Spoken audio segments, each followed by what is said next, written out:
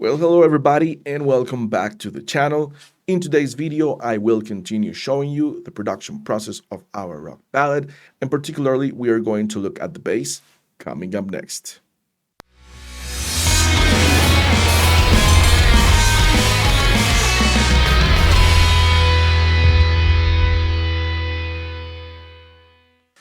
Okay, if this is the first time you join us, this channel is about music production in general terms.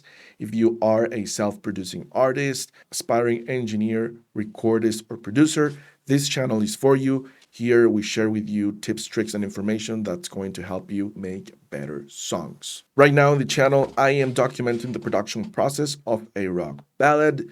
We are currently at the mixing stage. You can go ahead and click on the link that's above here and it will take you to the first video of this mixing series. If you haven't done so yet, please don't forget to subscribe to the channel and activate the notifications so that you are aware every time there is new content on this channel. Now, without further ado, let's jump into Pro Tools and I'll show you guys how the bass is sounding so far. Okay, so we are back in our session. In the last video, we mixed the drums, or I show you guys how drums are mixed. And now let's join in the bass and see how that is sounding.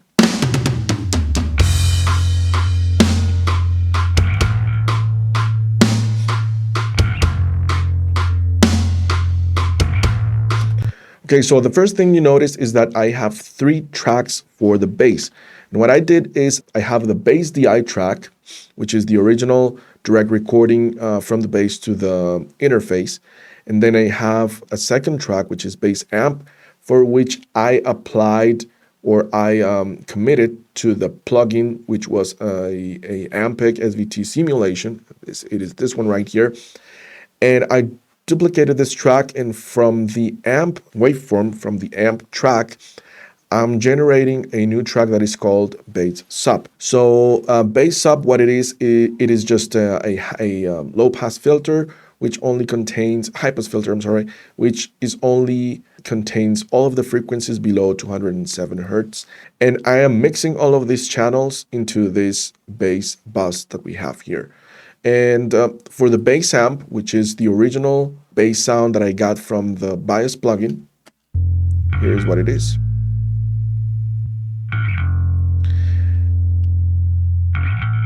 And from this track, I'm taking all of the, I would say, mid-range information. It's what not the low frequencies information from 100 hertz and above.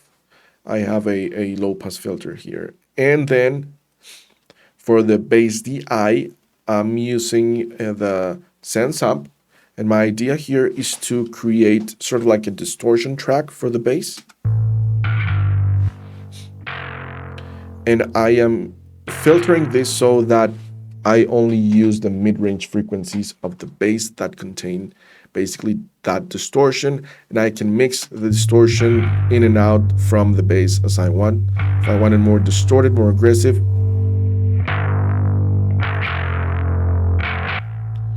but right now it is at the level that I wanted.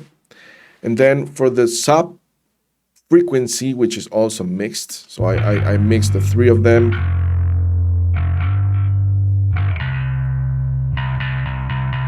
I have this high pass filter and I'm filtering everything that's above 207 hertz. I'm only hearing what's below that.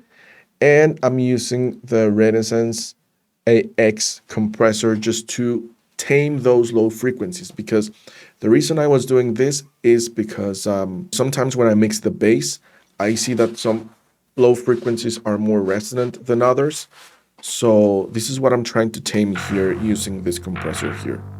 Just make sure that everything is sounding right, pretty much. So it is squeezing the sound and it sounds more compact and more controlled. And I'm able to mix the level, and I can rely more that I won't be having any wild frequencies in the low end of the mix. This is what I'm doing here. I can even automate it if I want to, but it is actually stable like this. Then I have the bass bus, in which I apply processing for the whole tracks. And what I have here is the SSL channel. And I'm starting with just the preset, the bass preset from Crystallology. It has a high pass filter, and it is filtering everything that's above 4.1 hertz. Got a little bump around 1.5K just to make sure that it cuts through the mix a little bit around this frequency, particularly in small speakers. Then I have another bump at around 1K, and that's the snap, the click of the bass. Yeah, that is enhanced here. And then I have a mid-range cut around 600 hertz. And then I have a little bump around 60 hertz just to enhance the low-end frequencies of the bass and make sure that it sounds bassy as I need to. And this is part of the preset, so I just load the preset and typically work around how much I want to emphasize certain frequencies. Sometimes they're not needed all the way up as in the original preset. That's my starting point. Then I decided that I needed to remove a little bit of mid-range here. Probably was causing a little boxiness or too much mid-range around 400 hertz. Then we've got, the CLA compressor that is going to help us tame the whole thing because it was recorded manually. This is not sampled. Also going to enhance the attack and bring a little bit of color to the bass, as you can hear. You can hear the click a little bit more. Then Rbass. What I'm doing with Rbass is pretty much is increasing the volume of the harmonics of the bass, of the bass frequencies, the basic frequencies of the bass, the lowest frequencies.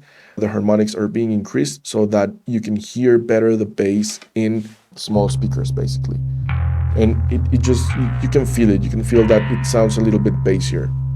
And then finally, what I have here is a limiter that is going to help me tame the whole thing so that it doesn't go out of control. But this is also adding an effect like the string effect, enhancing the string effect, the limiter. And the string effect is pretty common in rock music. Check it out with and without it.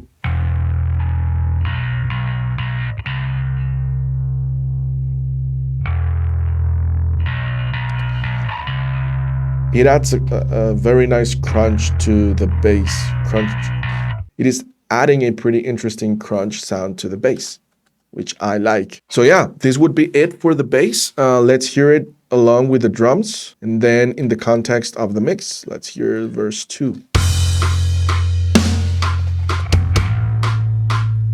Check it out. The context of the mix.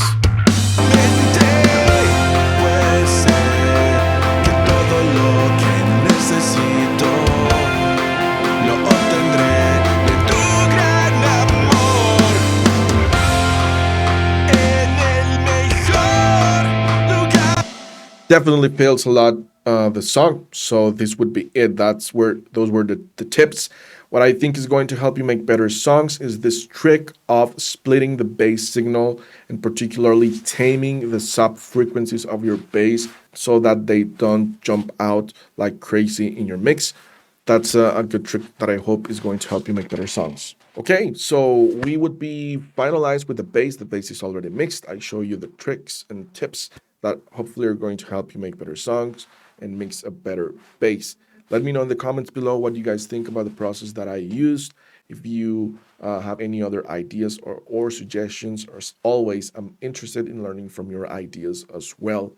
If you were able to get something or learn something out from this video, please don't forget to hit that like button. That way you will be supporting this channel and we can continue making and creating more videos like this. I would also like to welcome the latest subscribers to the channel. Thank you for supporting us. And if you're watching this video and you're not subscribed, please subscribe to the channel and you will be supporting us as well. In the next video, we will continue with the production process of our rock ballad.